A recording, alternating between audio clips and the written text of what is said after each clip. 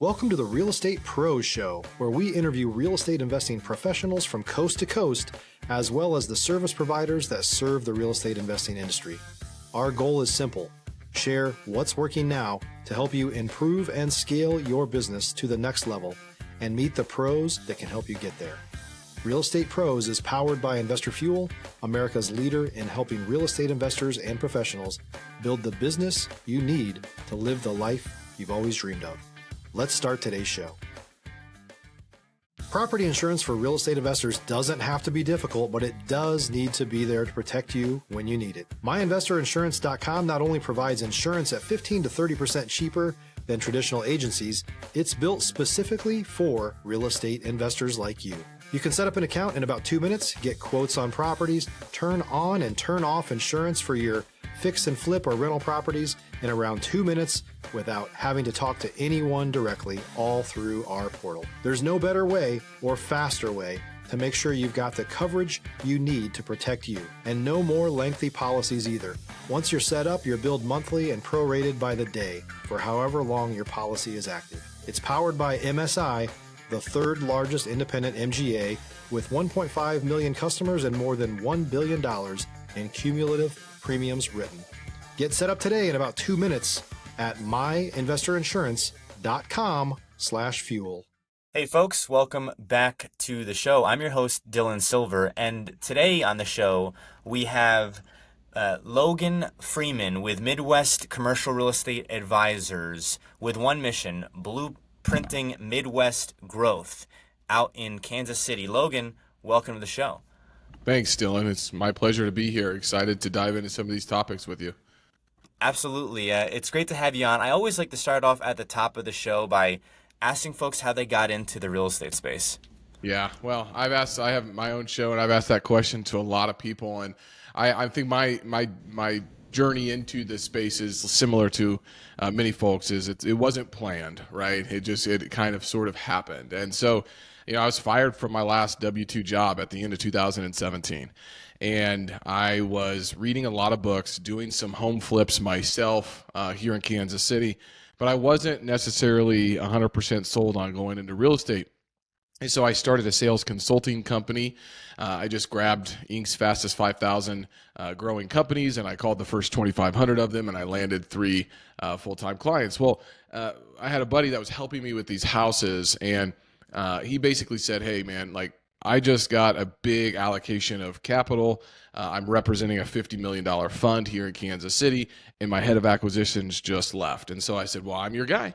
And so now I've got 2 full-time gigs, right? I'm out there as a head of acquisitions for a $50 million fund, and I'm doing this sales consulting. And 6 months in, after doing about 65 transactions on the real estate side, my wife, who has a very strong strategic brain, said, all you do is complain about this consulting, and all you do is talk about real estate. And so I focused and went all in real estate, and I've been doing it ever since. What year did you go all in on? 2018. 2018. So you saw quite a bit of change. I mean, just that doesn't feel Yes. like that long ago, but there's 2 totally different real estate markets, right? So you were getting into it at a time probably when things were maybe nearing or at all-time highs, when there was lots of activity and lots of investment, but you'd also done, it sounds like, flips beforehand. What had been your experience up to that point in time? Nothing really. I mean, I just read a bunch of books about real estate.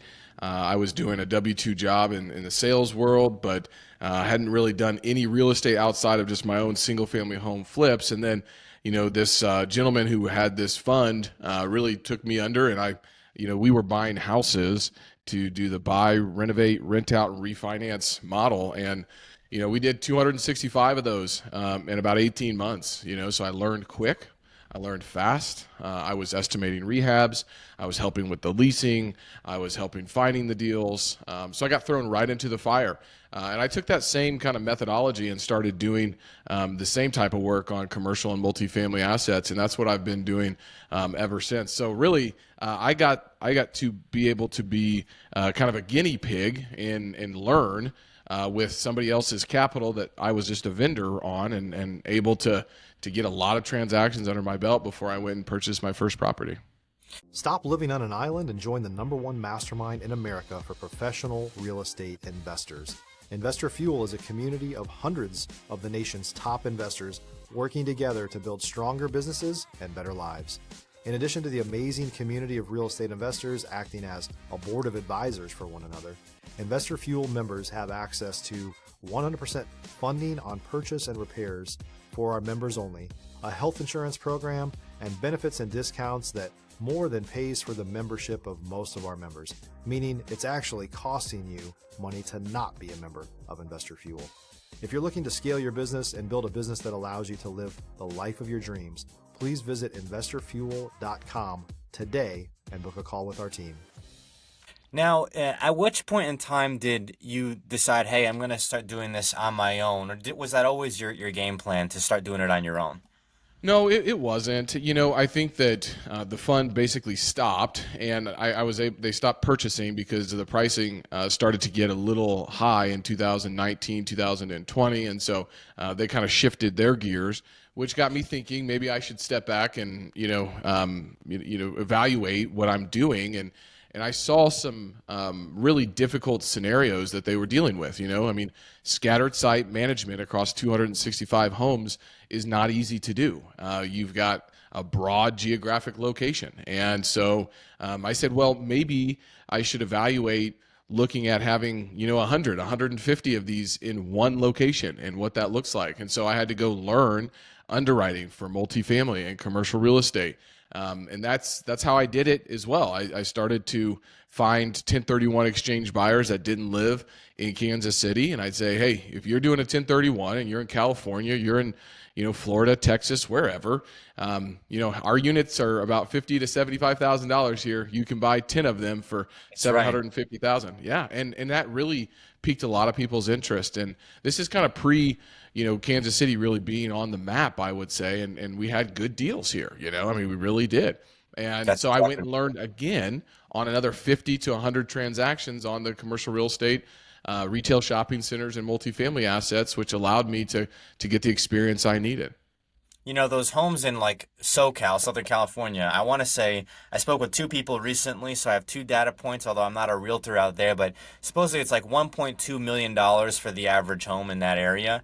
And you talk about the price point where it is in Kansas City.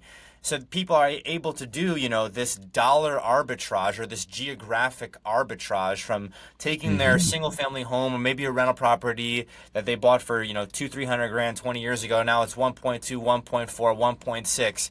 And then how many deals can they, take down in Kansas City?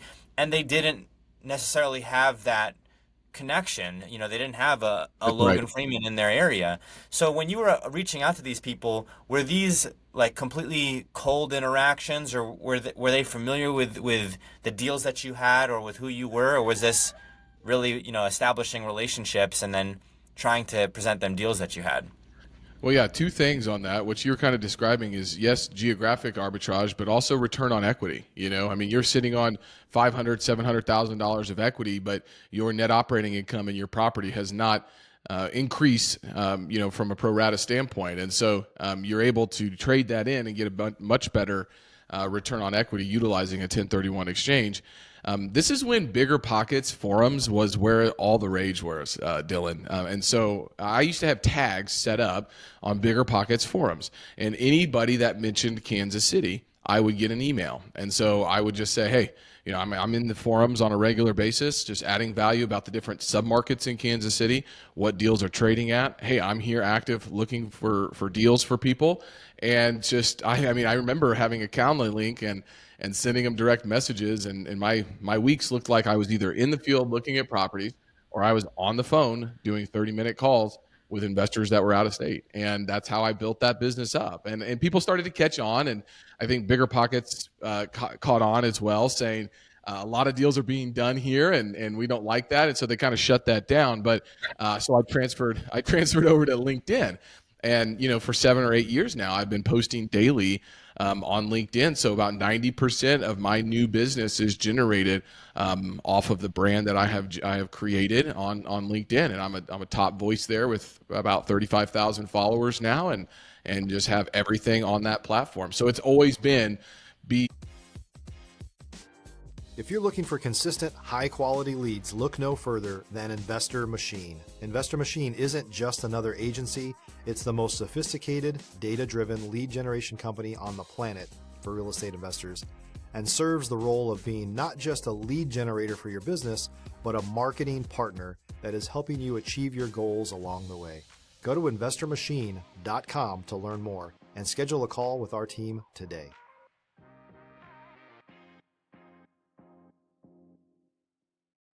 Out there building the brand, building the messaging, whether that be Bigger Pockets or LinkedIn or YouTube or a podcast. I was an early adopter, I think, on all of those platforms, and that helped out a lot. I want to get granular and talk about strategy for meeting investors and then also for finding these properties. It sounds like from the marketing standpoint, you really are excellent, really ripping the cover off the ball at connecting with investors, reaching out to them. You mentioned Bigger Pockets. I mean, I've heard all different types of ways to get in touch with investors. Never did I think forum on Bigger Pockets, but that's some really creative thinking. On the flip side, getting these properties, under contract, what did that look like? Were you finding these properties on market somewhere? Were these off market? Are they distressed or are they rent ready? Yeah, I took the same approach that I did with the single family homes. I'd find a good submarket and I'd start walking, and there might have been one listed property. So I had a target that I was going to go evaluate the listed property, and then I'm walking that submarket. What other deals are on this street that may be able to be purchased, but they might not be marketed, right? And so I built an online platform called The Exchange, which was this off-market database that had properties that were not listed. And I remember during COVID when people weren't listing their properties, or maybe it was right before COVID, I had more deals on my off-market database platform than LoopNet and Crexy did in Kansas City. And so we became kind of the go-to place, right? And so it was a mix. I mean, in 2018 and 19, there were still good deals marketed. I'm telling you. I mean, I did $40 to $50 million of real estate off of marketed, listed projects in Kansas City. And then that shifted. And so then we had to start finding off-market properties. So we would just be doing outreach to property owners, lots of cold calls, lots of email campaigns, lots of direct mail pieces, and then lots of door knocking to try to figure out who owned these properties. And so, I mean, there is no silver bullet. It was no, that people say that all the time. It was just, that is the strategy. We're going to do it on a daily basis, and we execute it, right? And so that created an opportunity for us to say, okay, we have the buyers now. Now we have the properties. They don't want to list, but they say, bring me an offer. And we were able to create kind of an online marketplace that wasn't anywhere else at the time.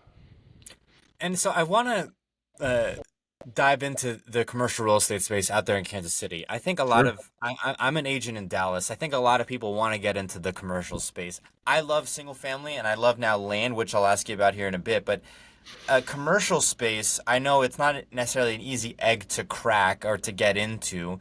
Was your ability to get into the commercial space due to that mentor that you had, or was this more of a conscious effort that I'm going to move my business into commercial? Yeah, I mean, I brought my idea to that mentor, and he said, "I don't know anything about commercial real estate, and you're going to get eaten by the big dogs, the big fish." And I said, "Okay, well, here's my 2 weeks." And so I went and left, and so I just grabbed every book that I possibly could, and I think it was Frank Gallinali's book, and maybe that's the last name is incorrect, but it said something around all of the deal metrics you need to know how to understand, right? And so that was cash on cash, equity multiple, internal rate of return, all of these different things. Was I needed to learn how to underwrite these deals. And so one of the things that I did was every listed deal that was out there, I would go get the rent roll, the T12s, and I would start underwriting these projects. And I was building an email list for quite some time. And so I started to send my fully underwritten deals out to the email list. And a lot of these multifamily purchasers, they were like, "Hey, I have never really looked at industrial, or I've never really looked at retail shopping centers. I'm in California and retail's dying out here. How is it doing in Kansas City?" Well, it's thriving out here. And now everyone wants to buy retail shopping centers, right? It's like the darling of the commercial real estate industry. Well, so it was really just kind of getting into the books, then going and getting some active deals, and then underwriting those deals and figuring that stuff out. If you're a new or newer real estate investor looking to launch or grow your real estate investing business, please check out Investor Fuel Club. It's a coaching community, but unlike anything you've ever seen before. And you can actually partner with members of our mastermind from coast to coast on deals right in your market. There's no better opportunity to build a consistent business than to literally partner with pros to help you avoid costly mistakes, avoid the need for capital to do deals, and help you eliminate your fears as you're starting your business. Learn more about Investor Fuel Club at investorfuel.com/club.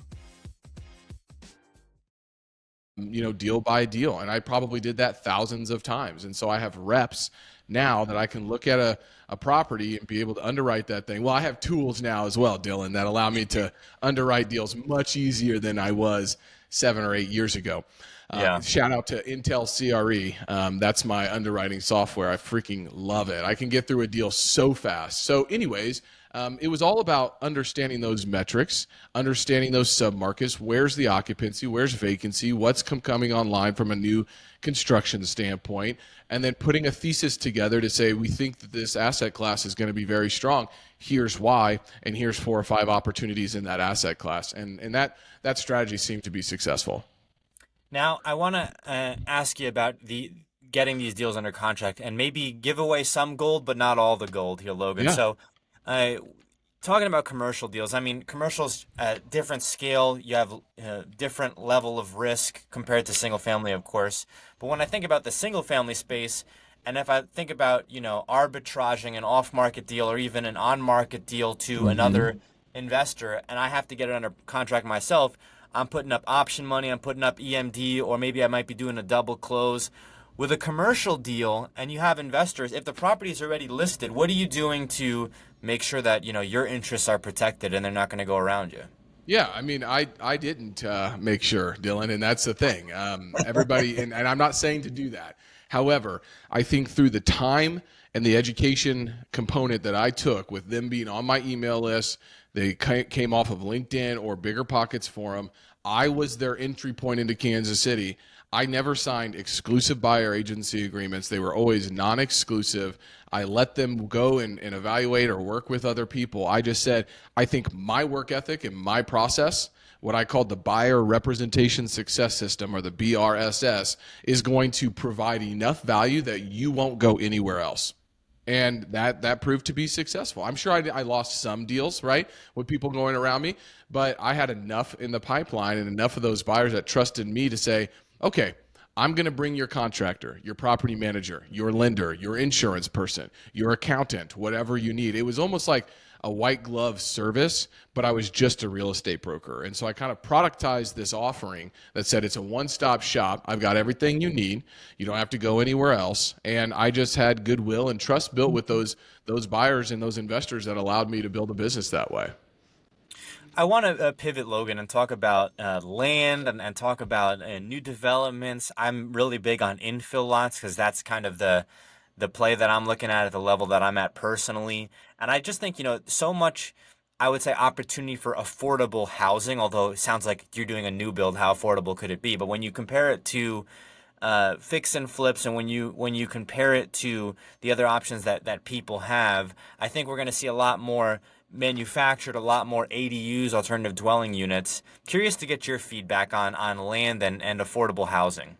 Yeah, well, I mean, I think that land has always been interesting because it's a scarce resource, right? And Ricardo's law of economic rent basically states that the value of land is not derived from the capital or the effort that you put into it. It's derived from its scarcity and production capacity. And so path of progress is so important. So understanding where the new infrastructure is going, understanding where new schools are going, understanding where new highways are going, that is where you want to be. And so what I have done is I've tried to go and learn about the municipalities that I'm interested in investing in and or helping people invest in, and they put out frameworks. They put out comprehensive vision plannings, and in those documents they have maps, and in those maps they have locations. And so I would start to find those locations, then drive those locations, walk the streets, see where the opportunity was, and say, oh my gosh, like there's the city is telling me this is where they want to incentivize growth,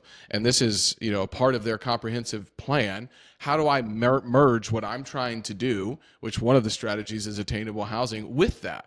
And so it's become kind of a public-private partnership scenario where we are finding creative solutions to 3 to 5 acre infill lots to be able to say, hey, if we change the zoning, which used to be single-family home here, you change the zoning and allow me to put 10 to 12 units per acre on this property, as well as help subsidize some of the infrastructure costs, I can bring you for sale new entry-level homes in a great area for $400,000 to $500,000, and that has been well received in many of these municipalities. So, and that takes a lot of effort, it takes a lot of work, and it takes a lot of time.